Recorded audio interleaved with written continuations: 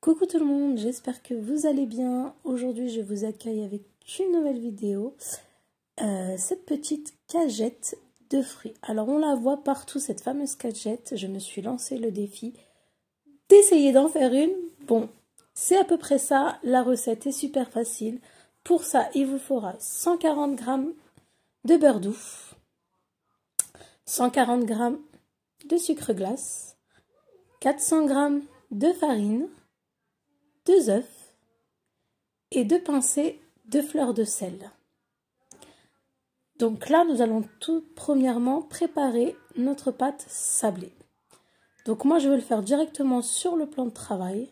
Donc je vais mettre ma farine et je vais former un puits. Dans ce puits, je vais rajouter 2 pincées de fleur de sel. Alors si vous n'avez pas de fleur de sel, vous rajoutez du sel normal. Après, je vais rajouter mon sucre glace. Donc, ne faites pas comme moi où j'ai fait boum. Bref, c'est pas grave. On va ramasser tout ça après. Je rajoute mon beurre au milieu de mon puits et je vais commencer à malaxer. Donc, vous pouvez le faire bien évidemment au robot. Moi, j'ai préféré le faire à la main. Je rajoute mes 2 œufs. Oups. Et puis, je remélange jusqu'à avoir une pâte bien homogène. Donc, cette pâte sablée va nous permettre de réaliser notre cagette. Donc, en bas dans les inscriptions, vous aurez les mesures pour faire ces fameux patrons pour après former notre cagette. Donc, vous pétrissez bien votre pâte jusqu'à ce qu'elle soit bien homogène et que tous les aliments sont bien intégrés.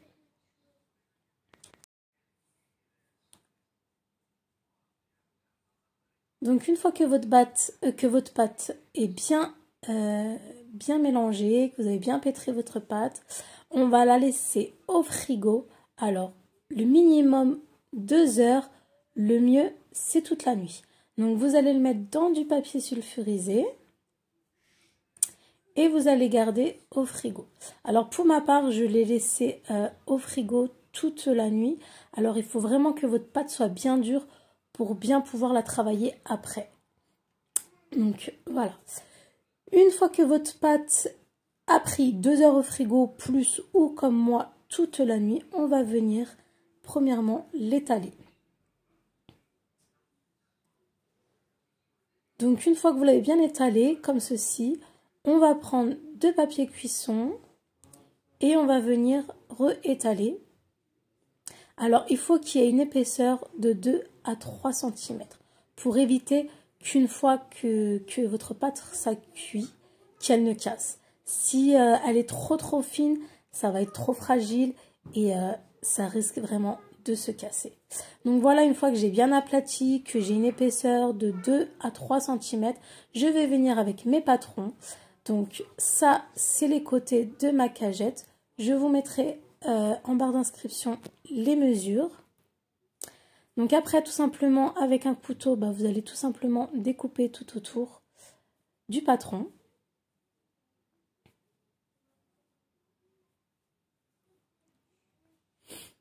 Donc voilà, nous avons réalisé donc nos patrons.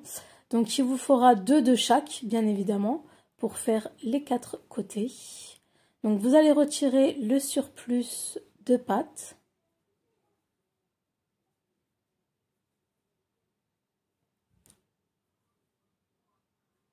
Alors moi j'ai mis mon four à préchauffer à 165 degrés et vous allez enfourner pendant 10 minutes à 12 minutes. Vous vérifiez bien votre four parce que tous les fours ne sont pas pareils. Donc moi ils sont pas très jolis, je suis pas très satisfaite, mais on verra après pourquoi, je vous montrerai. Après avec le sucre glace, alors 20 g de sucre glace et quelques gouttes de citron, on va venir fabriquer notre colle. Donc là, à l'aide, alors là, vous allez prendre tout ce que vous avez autour de vous. Alors moi, j'ai pris des bols pour pouvoir les faire tenir. On va venir tout simplement former notre petite cagette avec nos sablés qu'on a coupés et cuits. Alors quand vous les cuisez, petit conseil, mettez quelque chose d'autre aussi, une autre plaque par-dessus pour éviter qu'elle gonfle trop. Voyez, moi, au final, ils sont pas très droits. Et du coup, bah voilà, j'ai essayé de magouiller un petit peu avec la colle pour pouvoir reboucher les trous parce qu'ils sont vraiment pas droits. Donc faites très attention, essayez de mettre vraiment une plaque par-dessus pour que la forme reste vraiment intacte. Donc une fois qu'on a bien positionné nos 4 coins, on va tout simplement prendre notre sucre glace, donc notre glaçage royal pour venir coller tous nos rebords. Donc à l'aide d'un petit cure-dent ou d'une petite paille, on va venir vraiment boucher et coller tous les coins. Donc moi je vais faire à l'extérieur et à l'intérieur pour vraiment que ça tient vraiment bien. Parce que comme vous voyez, j'ai vraiment des petits écarts. Ils sont pas très droits, du coup c'est compliqué pour qu'ils soient bien collés. Donc je suis obligée de mettre le maximum de sucre, de glaçage royal pour bien que ça colle. Donc après ça, vous faites ça dans les 4 coins, à l'intérieur et extérieur. Comme vous pouvez voir, j'en ai mis aussi à l'intérieur. Donc voilà, et à l'extérieur. Après, j'ai formé ces petits triangles pour faire vraiment les petits coins de la cagette. Bah, je trouve que c'est pas mal pour une première cagette. Ça ressemble vraiment à une petite cagette. Donc là, on va faire notre génoise. Donc pour ça, il vous faudra 60 g de sucre, 60 g de farine et 2 œufs. Donc c'est comme pour toutes les génoises que vous pouvez voir dans mes précédentes vidéos. C'est exactement la même, juste les quantités qui changent. On va travailler nos œufs avec notre sucre et on va faire doubler de volume pendant 8 minutes. Donc dans votre saladier de votre robot, vous allez rajouter vos œufs et votre sucre. Je vais rajouter un petit peu de vanille pour donner un petit peu de goût à cette génoise. Et voilà, on va battre pendant 8 minutes. Vous allez voir, elle va doubler de volume et elle va être bien mousseuse. Vous allez prendre votre farine, vous allez la tamiser, c'est très très important. Alors moi, je ne mets pas de levure chimique car il n'y a vraiment pas besoin. Si vous faites vraiment comme ça 8 minutes à doubler de volume, vous allez voir que c'est ça qui est magique et que votre génoise va monter sans levure chimique. Donc dans un moule après, moi j'ai pris un moule carré pour que ça soit plus facile à couper. Comme ça, il y a déjà les angles pour faire le rectangle. Après, si vous avez un grand rond, vous le faites dans un grand rond. Après, vous ferez la découpe. Et si vous n'avez pas de grand rond, vous le faites sur la plaque de cuisson. Voilà, après enfourner pendant 8 minutes à 160 degrés. Voici le résultat. On va laisser refroidir. Et il est très très molle. Elle est très très bonne. Voilà, j'ai fait la découpe. Et maintenant, on va venir imbiber un petit peu. Alors moi, j'ai pris de l'eau avec du coulis de fraises que j'ai imbibé. Maintenant, nous allons préparer notre crème. Alors pour ça, il vous faudra 250 g de mascarpone, 20 centilitres de crème liquide 30%, c'est très important, 30%, un peu de vanille et 50 g de sucre glace. Donc dans un saladier, je rajoute tout. Allez hop, j'ai perdu mes mots. Donc la crème liquide 30%, je rajoute ma vanille. Je vais rajouter mes 50 g de sucre glace. Alors moi, c'est vraiment à l'œil. Je suis tellement habituée que j'ai plus besoin de mesurer. Et je vais rajouter ma mascarpone. Alors une fois que vous avez bien fouetté tout, vous allez le mettre dans une poche à douille et on va commencer à pocher. Donc vous allez faire d'abord le tour et puis vous allez remplir au milieu. Donc maintenant, je vais rajouter mes fraises. Je vais rajouter également mes petites framboises. Alors vous pouvez le faire que à la fraise. Moi j'ai voulu faire ce petit mélange fraise-framboise.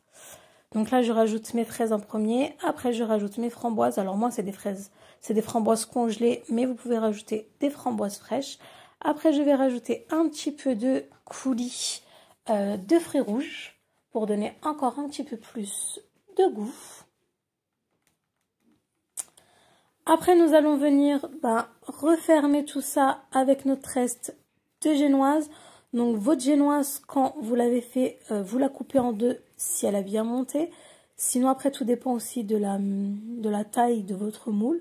Donc moi, juste en la coupant en deux, ça m'a servi pour faire entièrement ma petite cagette. Donc là, je rajoute ma génoise. Puis également, je vais revenir imbiber. Alors, vous pouvez faire un sirop. Moi, j'ai tout simplement mis de l'eau avec du coulis et que j'ai mélangé. Ça le fait parfaitement. Et puis là, je vais rajouter, je vais venir pocher tout simplement avec mon reste de crème. Alors moi, je le poche avec cette douille-là, mais vous pouvez le pocher avec n'importe quelle douille. Vous pouvez faire n'importe quelle déco. Vraiment, libre à vous. Donc après, vous pouvez faire, vous n'êtes pas obligé de faire une crème mascarpone chantilly. Vous pouvez faire une crème pâtissière, une crème diplomate, franchement, comme vous voulez. Maintenant, vous avez vraiment plus qu'à décorer comme vous le voulez. Alors, comme vous voyez, moi, j'ai rajouté des fraises coupées en deux, des myrtilles, des petits fruits, là, je sais pas comment ça s'appelle, qui vient du Brésil, là, des framboises, et voilà. Malheureusement, ma cagette, mon téléphone est tombé sur ma cagette, du coup, j'ai un petit morceau qui s'est cassé, donc vraiment faites très attention, c'est très très fragile.